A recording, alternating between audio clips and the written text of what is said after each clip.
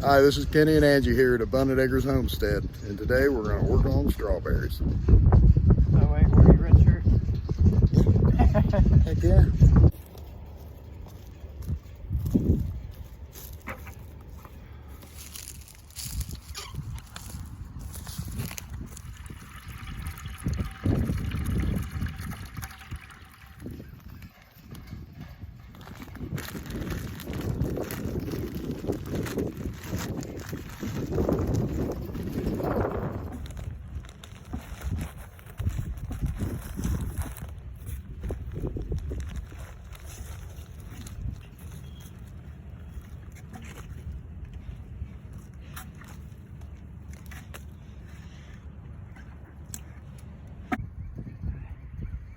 You can see down there, I already got to start at the strawberry beds, but I had to stop because remember the old raised beds?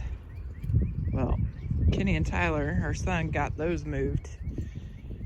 We're right here, so I'm going to be using a lot of this to make more strawberry beds. Go all along here.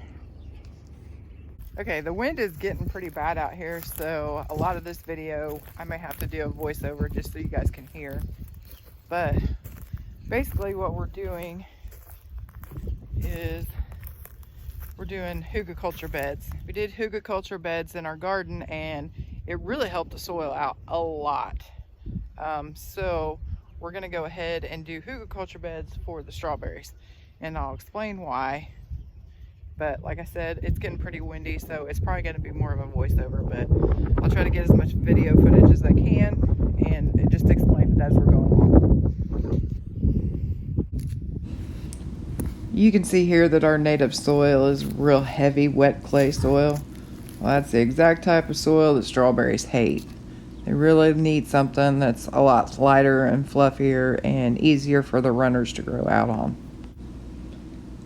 A few years ago, we built some hugelkultur beds. You can see here where we're digging them up. We're actually reusing a lot of this to build the new hugelkultur beds, but it really improved our soil tremendously. Like I said, we had the heavy clay soil, and you can see here after everything breaks down just how much it just really opens up. You know, we still need to do some amendment, but it really improved the soil. Hugelkultur is the growing method used in Germany and Eastern Europe.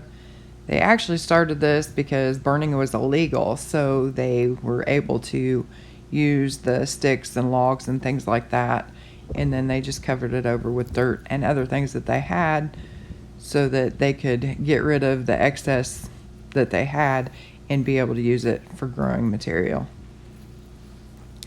The good part about it is you can use pretty much anything.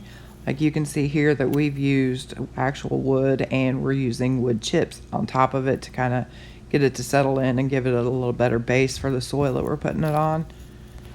Another really good thing about hugelkultur is it can be a space saver. So if you don't have a whole lot of room, you could actually build these mounds really tall and you can plant on the top, but you can also plant on the sides. So you kind of get 3 growing areas, 2 sides and a top for one area, instead of, you know, like raised beds where you only get to plant at the top. Well, this is basically a raised bed, but you get to plant at the top and on the sides.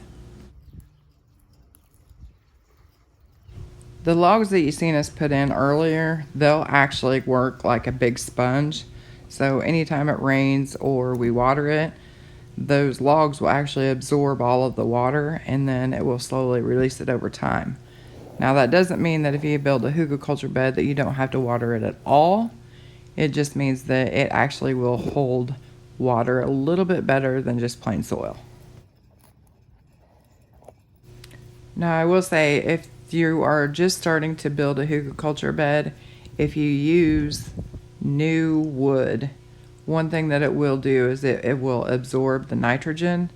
So if you're going to build a new one, I suggest building it like a good 6 months before you actually are going to start planting in it, because it will absorb all the nitrogen. But as it starts breaking down, it will start releasing that nitrogen, making it a good place to grow. And as it breaks down, it starts making some beautiful soil. And another benefit, we live here in Indiana, so it's a cooler climate. But as that breakdown happens, it also helps warm the soil. So it's a perfect early start for our strawberry beds here. Now I let these roots soak in water for about an hour. If you want, you could clip these little straggly roots. I'm not really that worried about it, so I'm just gonna go ahead and plant it. But you could cut those back. Make sure that you're leaving at least 4 inches of the roots if you are gonna cut it back. One thing I will say when you're planting bare roots is to make sure that you don't bury the crown. You can see here that the top of it, that's actually considered the crown of it. You do not want to bury that deep. You just want to make sure that that's sitting at the top, because that's actually the top of your plant. So when you bury it, make sure that you leave that up and give it a good pat down when you're actually planting it. Strawberries like acidic soil, so I'm going to be adding pine needles. You could use pine bark as a mulch. It's just a great bed cover for the strawberries. It gives it that little acidic kick. I planted ours about 20 inches apart just to give them a little room that they could spread. And you also want to make sure that you don't fertilize with nitrogen in the spring, because what'll happen is it'll give you soft berries, because it puts all the energy into growing the foliage. And what you're actually wanting the first year is for them to put the energy into growing the roots. So if you're going to fertilize, do it in the fall after the harvest. So here's one bed down and a few more to go. Make sure you're subscribed if you haven't already. We hope to see you soon. Until then, be safe and God bless.